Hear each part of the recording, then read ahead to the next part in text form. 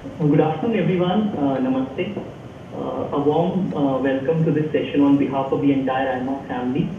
We are so pleased and honored to have today with us the Honorable Lieutenant Governor of Puducherry, Dr. Kiran Bedi. It's an extreme privilege for us, ma'am, that you have paid your valuable time with us, and we couldn't be more than happy with this. The introduction for ma'am in itself is going to take more than an hour, we know. No, So don't. to cut down on the time, ma'am, with your kind permission, what I'll do is I have a small video. I want to quickly share it with you. And I also want to tell everybody that ma'am's birthday was on 9th of June. So we've caught her on the right time. It's her birthday week. Ma'am, please also accept our heartfelt wishes from everyone here for your birthday, and we pray for your long life. So I'm going to quickly show you this video, which has been actually developed by ma'am's team, led by Isha Arora. And I can also quickly, in the meantime, thank her entire team, Palivardhan, Joseph, who have behind the scenes really helped us in making this session happen. And they have been more than kind. You're using this, is it? Yes, Daughter of India, and I personally like it a lot. And I'm sure all our audience will like it as well. So I'm playing it, ma'am, with your permission.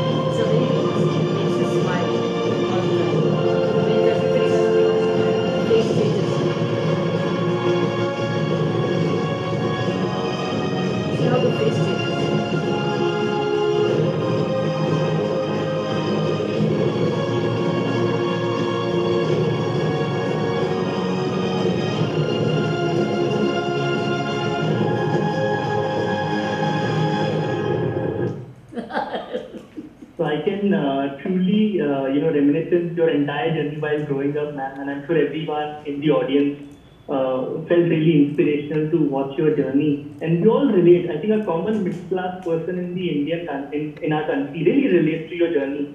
And we all had our parents really tell us and push us that, become something like this. So it's an honor to have you with us, ma'am, and a very warm welcome.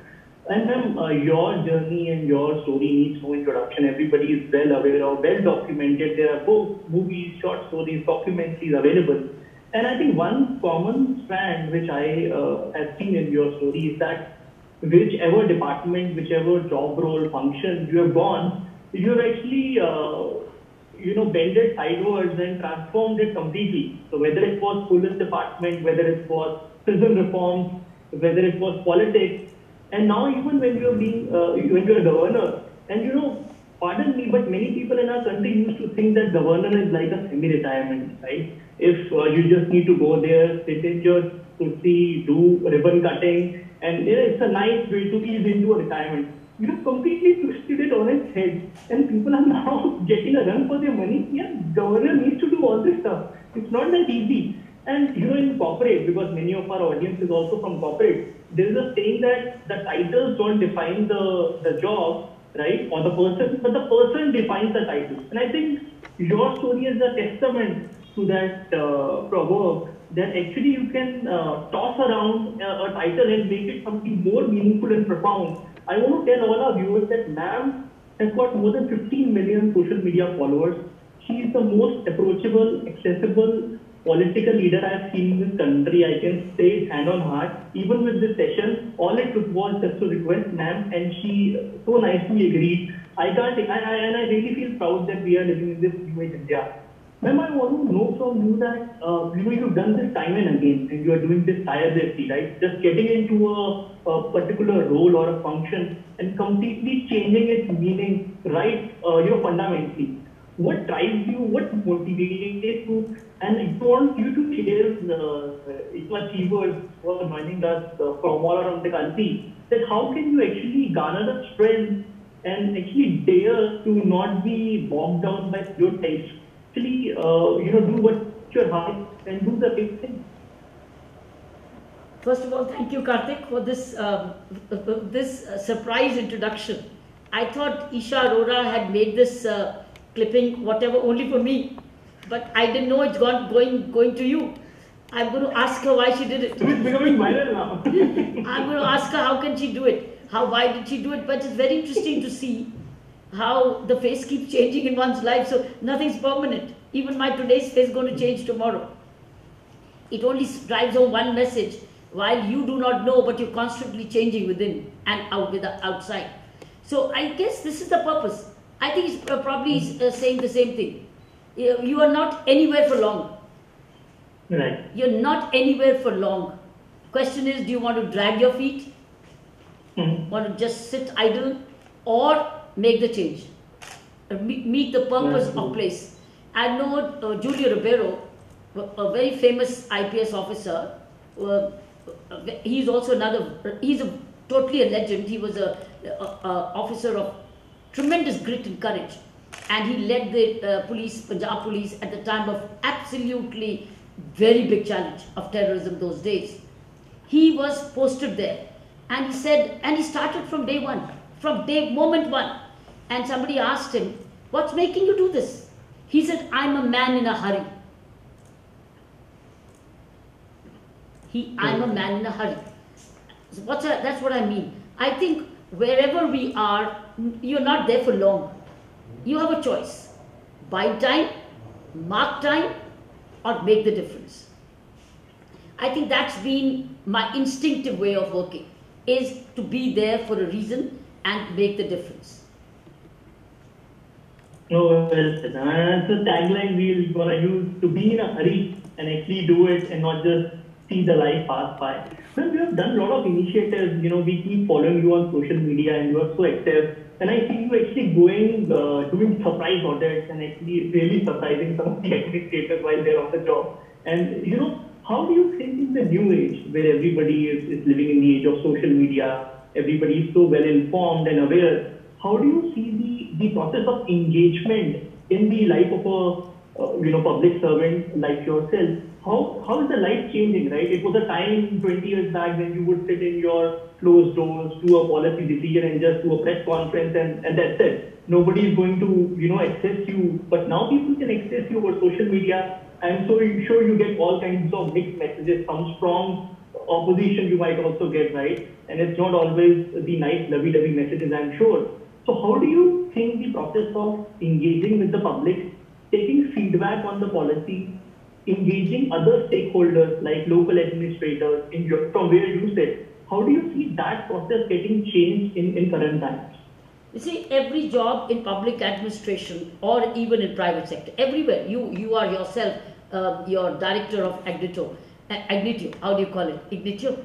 Ignitio, ma'am. It's a Latin word, Ignitio. So you're yourself director Ignitio. Understand you have a purpose. You were given the key areas of work. KR, what you given? Yes. Key areas of responsibility. KR. So are we. We are not given anything in writing. We are just posted. We in the government just said so and so posted so and so. Posted as Lieutenant Governor Puducherry till further orders. So the question is, what am I here for? I have to define my own position. I have the position through law. I have the position through rules. I have the position through standing orders, etc. Now, am I going to be implementing them? And since it's a public life, why should I not keep the initiative of connecting with the people rather than people guessing me? Why should I leave people guessing at my work where I want them to be associated with me?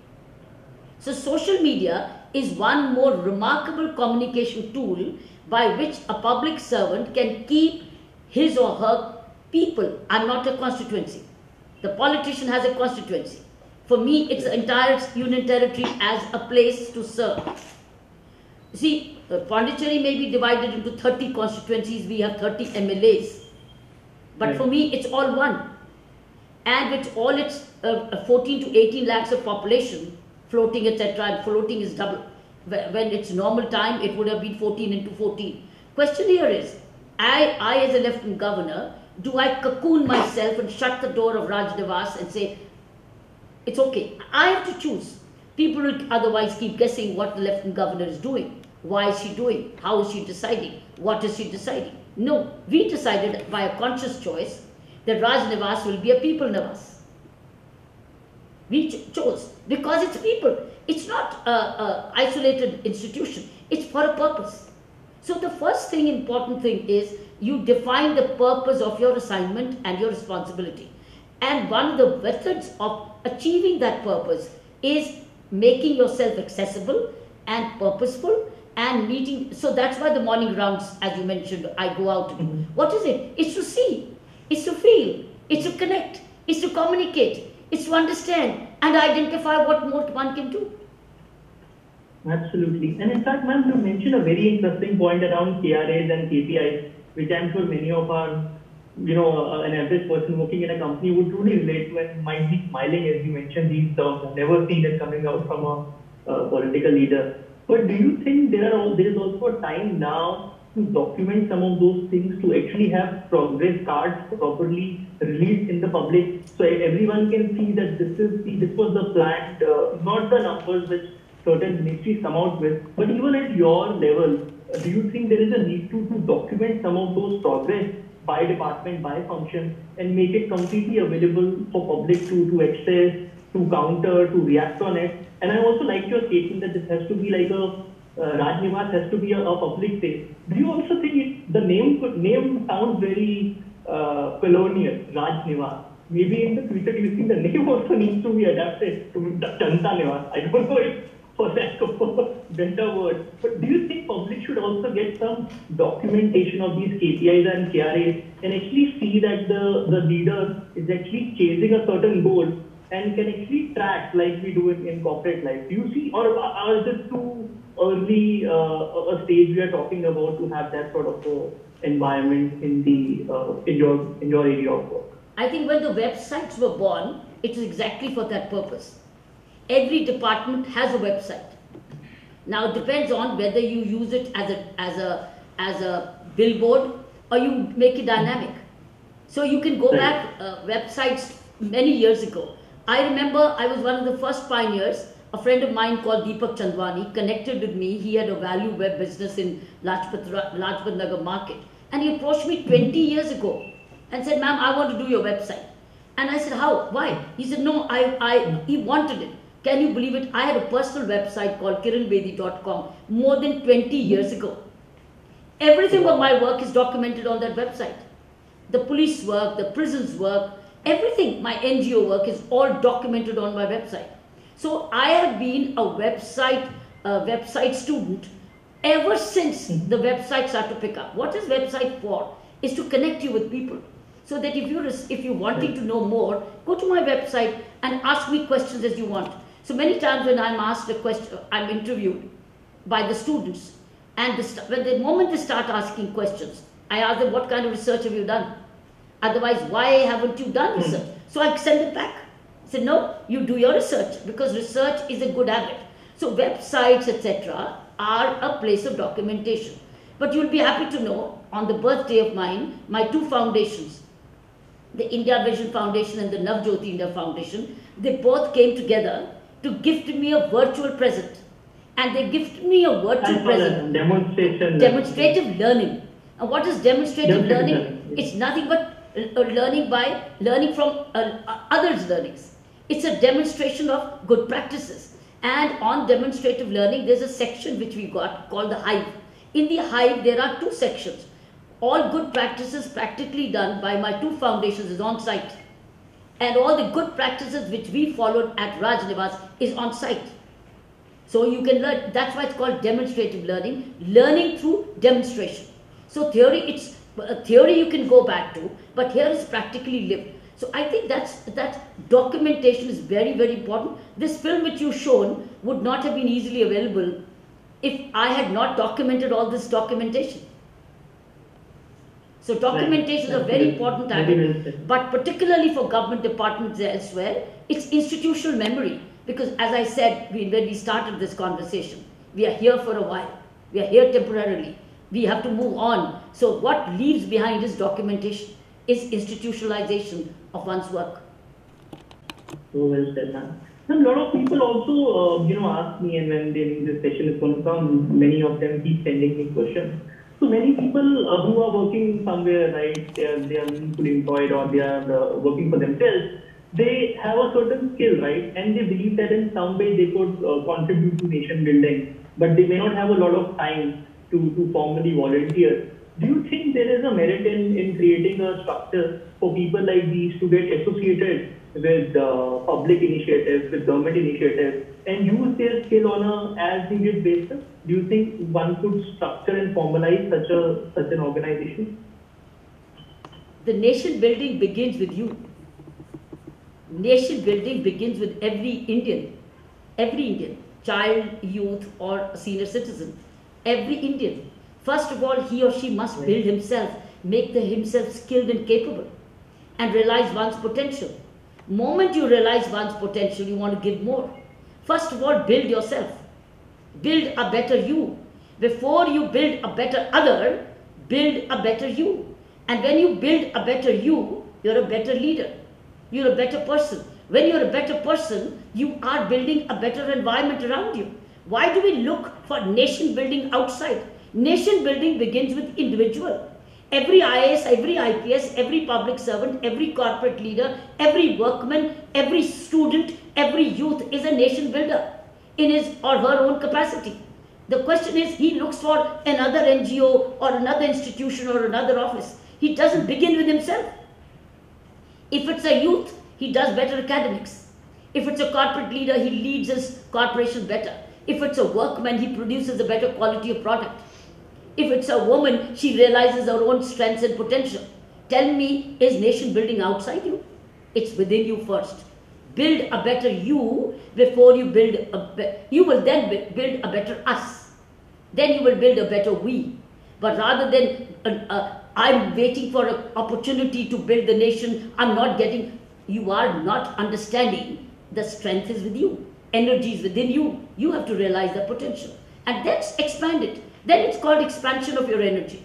But first you must realize you have it within you. Then you expand. When you expand, you are sharing energy and you're building the nation. Right. Very well said, ma'am. I mean, the point is for our audience that do not wait for some golden opportunity to come in, that government will come with some program, they'll invite proposals, then you will apply. But just start with yourself and do the best at what you are. And obviously, as you expand, ma'am is saying, the opportunities would come. Ma'am, I've also been very closely watching opportunities don't come. Karthik, opportunities don't come. Opportunities you create by doing.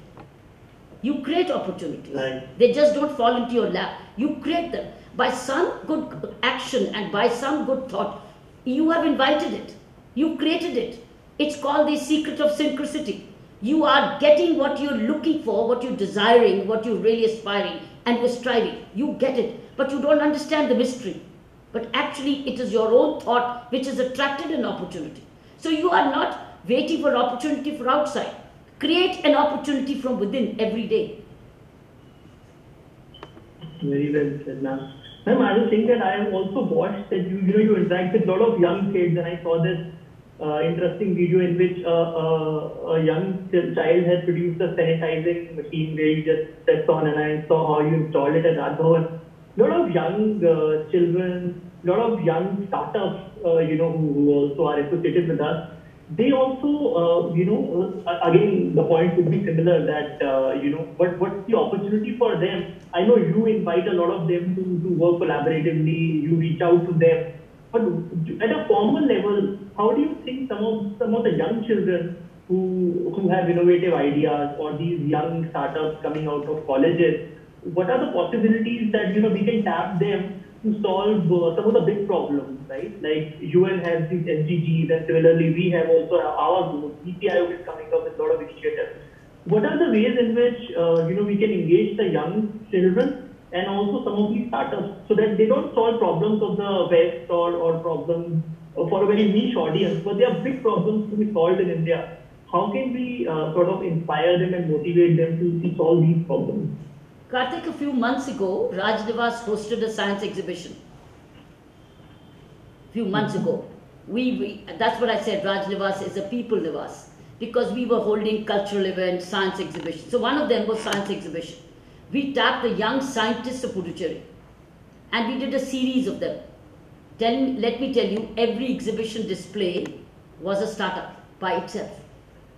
They had solutions on environment, on agriculture, on waste management, on drones. They got science, they got technology, they got agriculture, they had food. Every board of theirs, every desk literally was a startup. They were like young entrepreneurs themselves. All they now needed was a little continuing to nutrition that opportunity, that creativity, to keep building and link them with startups. That's where you have to tap these youngsters. So don't leave it as an exhibition. All your these exhibitions have a reason, is to tap young talent and encourage. And then they had already formed partnerships. Some of them were not alone. They were a group of 4 girls, 2 boys and 2 girls, etc. They were boys and girls of a particular class. They come together and created a little experiment of their own. They were fantastic. Solar energy was so brilliant. So they were everything who had an answer. They were startups themselves. So we didn't know about this. So this is something which I want to share with my audience members as well, who have reached out to me with these questions, that you need to also look out and search what's happening, right? Because some of these opportunities may not come knocking on your door. As Ma'am said, you have to seize them, look around when these exhibitions are happening, be seen there, be visible, and actually take initiative to do these online. Let the AIMA do online exhibitions. Go ahead, you do online exhibitions, you get flood of ideas. In fact, children might get an opportunity to be on the stage to offer, and startups can pick up. Why not? Do child exhibitions. These are the young budding entrepreneurs of the age of 16, 17, 15, 14. I'm telling you, do these online exhibitions. Now that you physically, at the moment for some time, these are suspended activities for social distancing issues, for COVID, do these online. Encourage them, and you can have a focus. You can have a focus. Agriculture. You can have agriculture. You can have solar. You can do waste management, right? You can have food security issues. You can have so many interesting ideas. Designing. They were fantastic. So you can do All India Management Association can steer a young startup. It's like an exhibition, a series, and you will see children compiling, and you can have literally a virtual exhibition, going for virtual exhibition. That's a very good idea. I'm going to make actually note of it, and we will take that initiative, absolutely. And in fact, I'm closely related to some of these startups and these technologies. Like, I closely follow artificial intelligence. That's my focus area. Similarly, Internet of Things, blockchain, you would have heard of these technologies now becoming very mainstream. NITI Aayog is focusing a lot on National AI Web Portal was also launched last week, as you might be aware of. Where do you see some of these technologies? Like in the West, we see AI is used in governance, right? Blockchain is used in creating a distributor ledger technology to automate land records, to remove bureaucracy, to increase transparency in the process. And smart cities, I'm sure you've heard of, we're using sensors and IoTs, automatic garbage bins, in which the allocation between wet waste, dry waste, all is done automatically. Where do you see our country using some of these new age technologies? Do you think it's still very far off, or do you actually see some of these things being implemented around you, or even in Puducherry? Do you have any interesting experiences to share with us where, you know, whether you or led by your inspiration, people have come together and started using some of these new age technologies to transform public infrastructure. These are right there, wherever you are. Prime Minister said, go vocal on local. These children are local. These children are local. All they need to be vocal. And who makes it vocal? It's their teachers, their schools, their panchayats, their industries around them, their bureaucrats, the handholders. This is what you need. The Department of Education. They can make them vocal of local. And these are local technologies. So why can't they be applied in the neighboring, in the villages themselves? So we can do it and start in a local way with local resources. Why not? Why wait for a multinational? Why wait for a big company to come in? They can have, this is which is called partnership with the industry around them. If whatever industries, every district has a industries wing, has a section, there is an area, why can't that industries association pick up these young budding children, bring them as young entrepreneurs and develop their technology, help them develop technology. And technologies, even better waste management is a technology. Today, waste management is the biggest challenge. We have not found one good functioning technology known to be. But every village, every street, every RWA has tons of garbage. It can be converted into manure and it becomes green gold. And it can be got back to land, back to making it into green gold, back to the enriching the soil. What I'm saying is I'm only talking something where you need no money. But today, with Atmanirbhar Bharat campaign and going vocal over local, I think we must pick up our local entrepreneurs and then catapult them through use of technology and let it be upskilled over a period.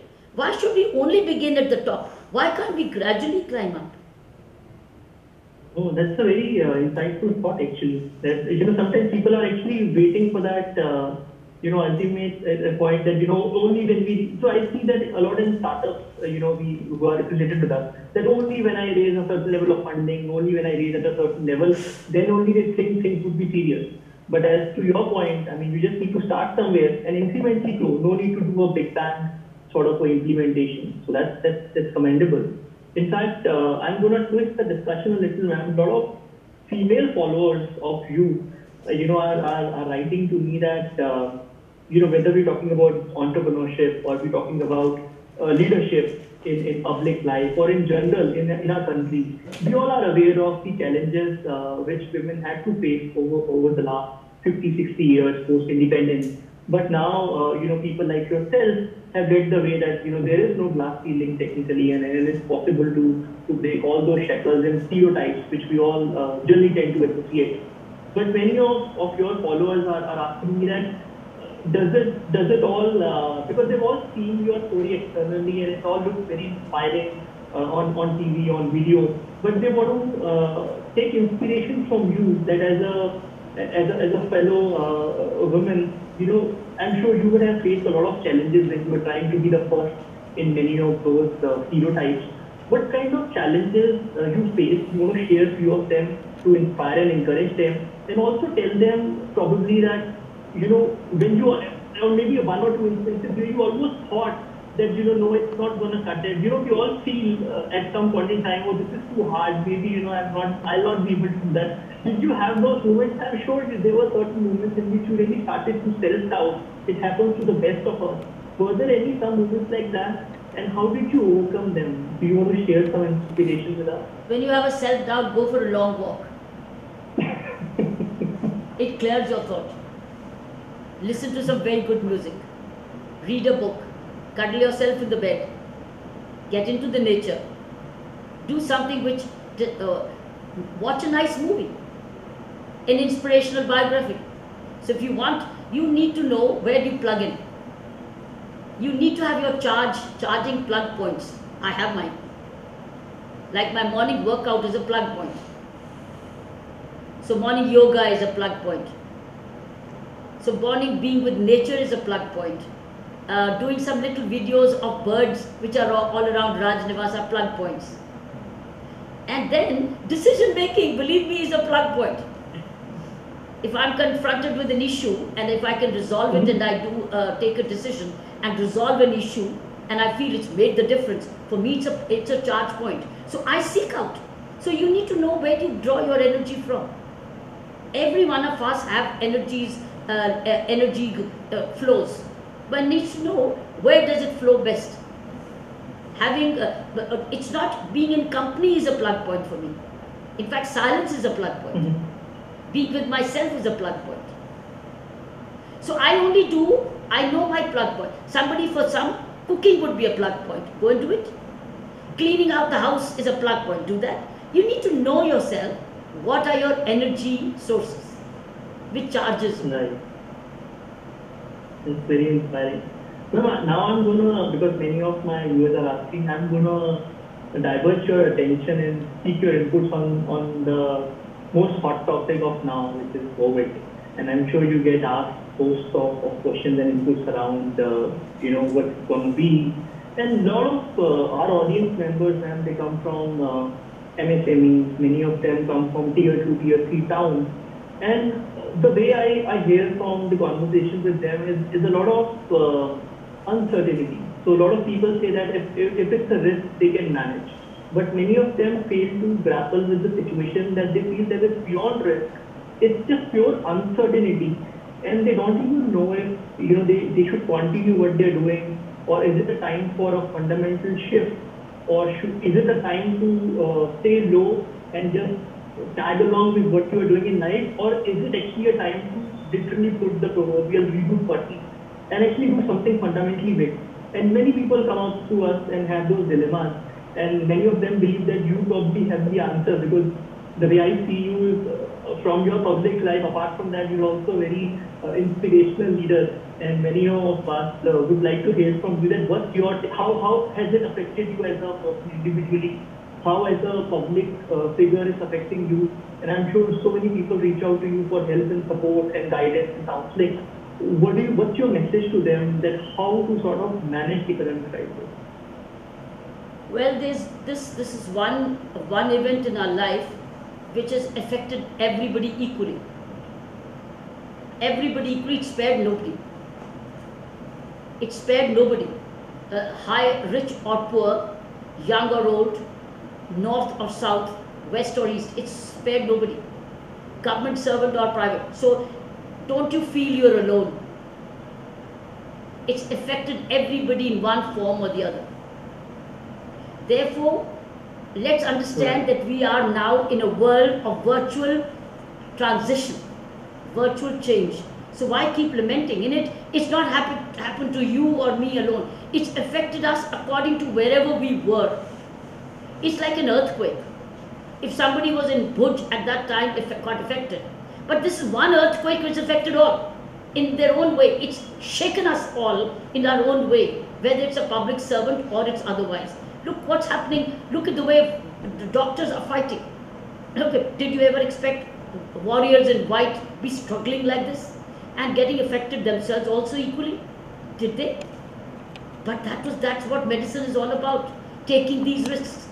Did the police ever in khaki ever imagine that they would be serving like this on social distancing, the civil supplies distribution, etc., or trying to be only in a mask, not be able to speak? Everybody's gone through a transition, but some have been hit very badly and some later. I think the answer is only accept this reality, accept it as it is, and start looking and start re-auditing what do you have, where do you begin from. I think we all need to take stock of what do we have, what are my skills, what are my securities, what are my resources, what are my strengths, what are my support systems, where I can begin now from here.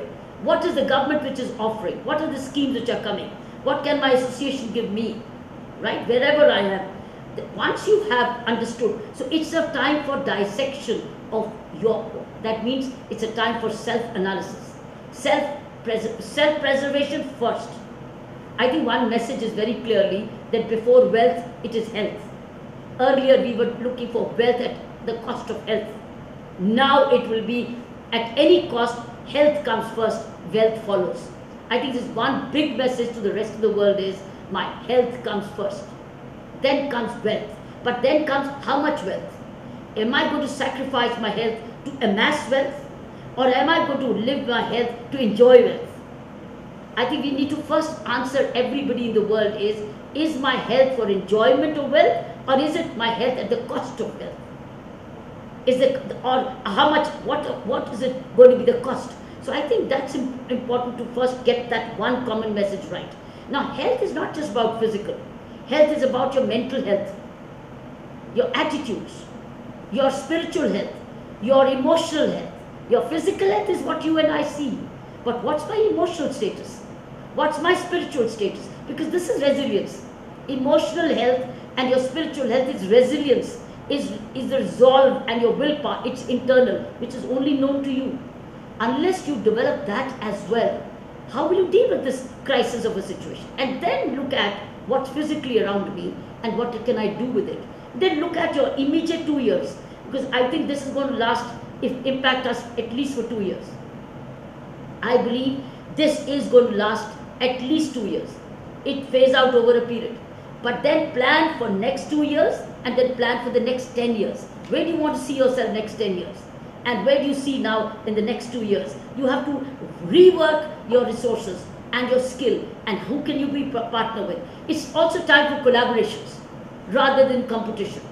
So rather than getting to be competitive, and also look for what is, I believe today's, when I was reading the newspapers this morning, I was reading certain projects have skyrocketed, demand for them have skyrocketed. Health, nutrition, essentials of groceries, household stuff, all that essentials has skyrocketed. Only people are trying to save money when they can postpone something. How long will they still postpone? Once they start making money again, once they start generating money again, because basic, some, like even scooter buying has increased now, because people are going back to individual transport.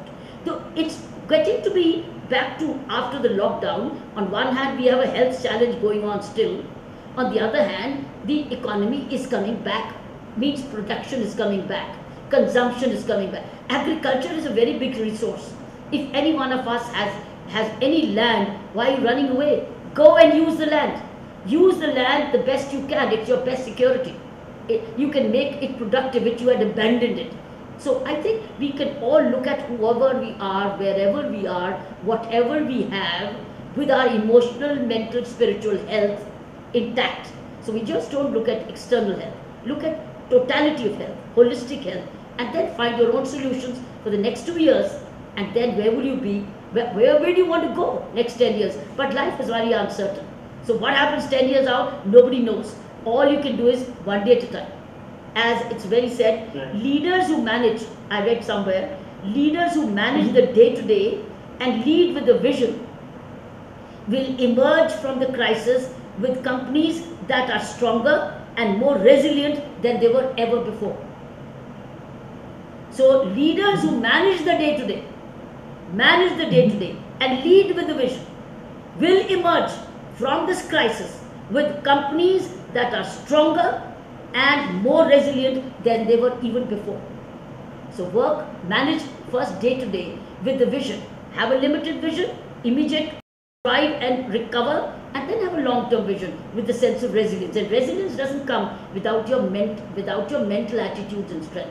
And that's why we are all the time talking about yoga, we are all the time talking about emotional quotients, spiritual quotient. So these are helpful techniques. Fitness, daily doing a fitness, even if you're home, how do you find the spiritual singing, spiritual satsangs, how can you group good reading? I think you need to nutrition your mind before your body responds to you. Yes, ma'am. Ma'am, a lot of people mention about attitudes, and a lot of people are asking that, and we've been involved at times when seat belts and helmets were not norm in the country, and then they became a norm. And similarly, we are at that where people are thinking that whether social distancing, wearing a mask, and all those compliances, do you think, how hard do you think at scale would it be to implement some of them? What's the time now? Yeah, carry on. Sorry, cut I you. think so. Just last question, I know we are short on time. Last two questions. So one is, do you think implementation of social distancing, mask and all these compliances, how practical and difficult do you think in a country like India it is? How hard do you think to implement some of these changes? Why should it not be? Manner? Why should it not be? Because this is what mutual health is. What is this mask? What is this mask? It absolutely, let's wear it and demonstrate what's happening. Why should I wear it at the current stage? It's because if I sneeze, it doesn't impact you. If I cough, it doesn't affect you. That means I'm saving you from any contamination, right? Or bad breath. Because I know when I used to work with many people on my open house, I could smell their bad breath. Moment they open their mouth is bad breath. That's impacting. But with this, you are actually preserving the health of the person you're dealing with. But because you are wearing it, you are also not infecting me. At the moment, the situation so demands it. So be it.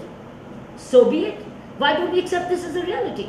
And I've been saying, had we been wearing this mask from the moment it was announced by the systems, we wouldn't have had this any spread, because I would have been number two, my hand sanitation, and then no spitting around, because when I spit, I'm leaving a lot of germs and bimari there. So why can't I be socially responsible?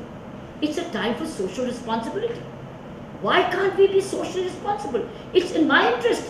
Let me be selfish, because I can demand it from you, you wear it. You can demand it from me, I wear it. Why can't you demand it from me? Because your health is vulnerable. If I infect you, and then I keep my hands washed, and also that I keep a reasonable distance, because this demands a distance. I think we need to not worry about this. It's a need of the hour. I remember I'm a person from Amritsar. When we used to have Indo-Pakistan war, at that time I was a student in school there. We used to have the siren. We had no lights on, not even a candle at night. Not even a candle. We used to get into the trenches and wait for the siren to be over, so the saber jets have flown over. There are norms and rules and regulations of every stage of your life. So be it. You've got to be responsible citizens. Right. Ma'am, just the last question in the interest of time. I know you're short on time. What do you think is the model for governance in the new age India? Because we know the millennials, which contribute a large population, or large percentage of our population, they want things different, right? They believe in hyper-local distributed leadership. They believe more in data. They believe in more in engagement, like we were talking about at the start of the conversation. They have different parameters of electing and selecting their political leaders. They have different expectations of engagement with them. What do you think is going to be the model of governance for these kind of millennials? And what is your message for future leaders and how they can adapt and train themselves to be more relevant in the future? Otherwise, there is a possibility that in the next 5 to 10 years, many of our leaders would not be considered relevant by these millennials. So what's your parting message for us? I would say very briefly, what you expect of others, first do it yourself. Whatever you want from others, you want honesty from others, please live honestly. You want hygiene from others, please be hygienic yourself. You want responsible behavior from others, you exercise. Then you are you. You have everybody else like you, behaving at least as a better nation. That's how Japan rebuilt itself, where everybody delivered. Even if they wanted to go on a strike, they would have a band and said, we're not going to miss the work. But that is how they rebuilt Japan. They rebuilt Japan. We have examples and examples of this country, of this world. So we want everything from others. What about you? Begin with yourself. So what you are asking, whatever you are asking, is external. I would rather internalize it and ask myself, am I a responsible leader? Am I a responsible citizen? Am I a responsible father? Am I a responsible husband? Am I a responsible mother? Am I a responsible employee? Am I a responsible public servant? Am I fulfilling my duties fully, giving to that whatever is before me my full attention, and so that I can make the difference and give it all. Once I do that, you will get these answers because they will be there. You will be the answer. No, I love that statement. So you are the answer to all of the people who have been asking me questions. My answer is that you are the answer. Find answers on to problems. So you will become we. You will become we are the answers. You will become we. Exactly. Right. No, it's very inspiring always to hear from you, ma'am. And I know you have a tight schedule, and we really, really appreciate you taking out time. And we are so grateful for you to spend this evening with us. And with this, I also thank our audience who have joined in for this conversation. And again, a deep, heartfelt gratitude to you, ma'am, Honorable Governor, for spending time with us. And we seek your blessings and guidance. So we can go from you to we to us. Right. You to we to us. Yeah. Thank you. Right. What a lovely. Thank you, ma'am.